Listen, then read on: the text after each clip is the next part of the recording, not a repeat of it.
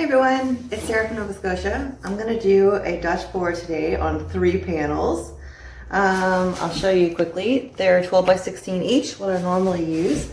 I have them primed in white gesso already. I did a video on that a while ago. I will put that in the description if you want to watch it, but it's pretty simple. You just paint it on with a paintbrush and let it dry. It takes like an hour and it'll help keep you like extra paint from absorbing into the wood, and it'll just give it a nice primed start for your painting.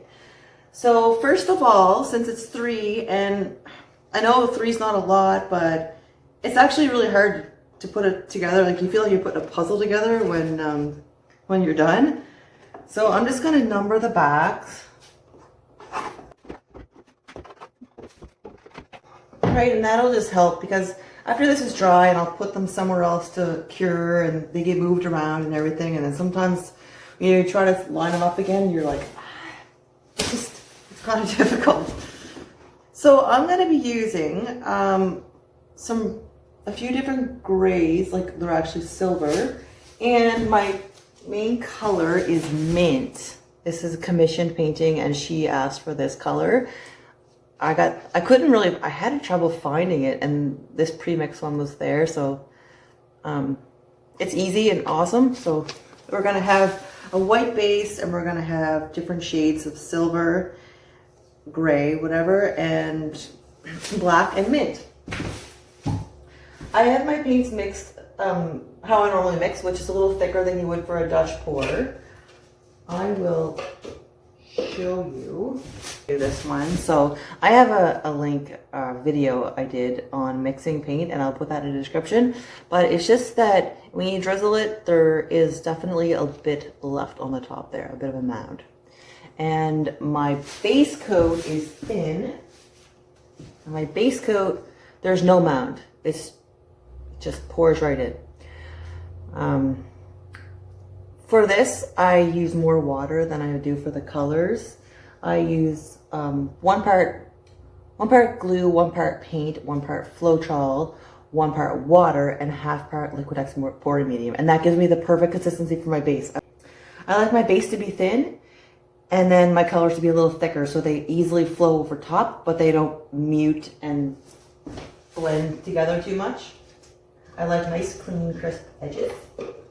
So I have a hair dryer. I'm not using the attachment on it because I find that makes it too muted, and I'm not going for that look. I'm using a hair dryer, and I also have an AirBrush that I use for finer details.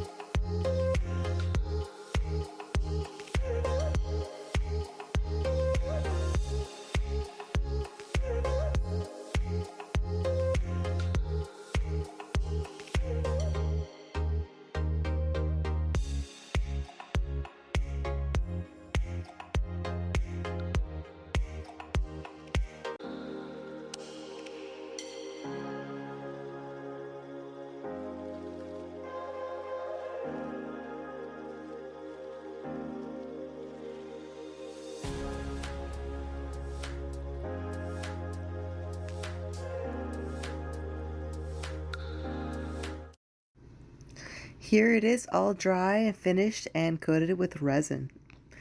It looks absolutely amazing in the sun and out of the sun, but the metallics really shimmer in the sun.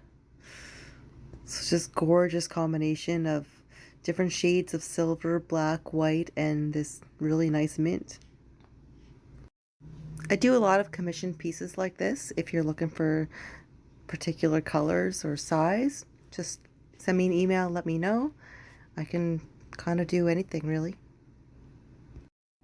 I will say that with paintings like this, nothing can actually be duplicated, but I can use the same colors or whatever colors you choose or anything like that and come up with a design that is pretty similar.